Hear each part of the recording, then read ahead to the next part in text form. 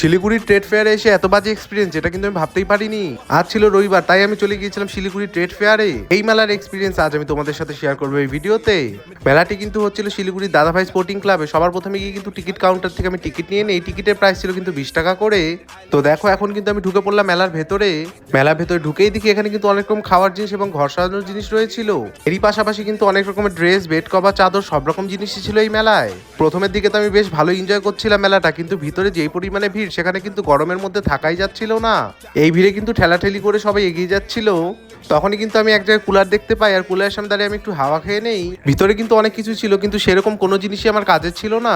প্রথম স্টল থেকে বাইরে বেরিয়ে কিন্তু আমি একটু রিল্যাক্স ফিল করছিলাম। তারপরে কিন্তু আবার চলে গেলাম আমরা সেকেন্ড স্টলে। সেকেন্ড স্টলে কিন্তু মেয়েদের জন্য অনেক কিছুই রয়েছিল। আমার কিন্তু মেইনলি এখানে ড্রাই ফ্রুটস আর চকলেটের স্টলগুলি বেশি ভালো লেগেছিল। আর এখানকার প্রতিটি জিনিসই ছিল কিন্তু এক্সপেন্সিভ। আর আমি কিন্তু এই স্টল থেকে একটু পারফিউম ট্রাই করে দেখছিলাম, মোটামুটি ভালোই লেগেছিল। খাবার জিনিসগুলো কিন্তু আমি একটু একটু করে ট্রাই করছিলাম। এখানে খাওয়ার টেস্টগুলি কিন্তু ভালোই ছিল। মেলা কিন্তু কালকেই শেষ হয়ে যাবে, তাই যারা যারা যাওনি একবার হলেও ঘুরে এসো মেলাতে। আজকের মতো বাই, দেখা হচ্ছে অন্য কোনো ব্লগে।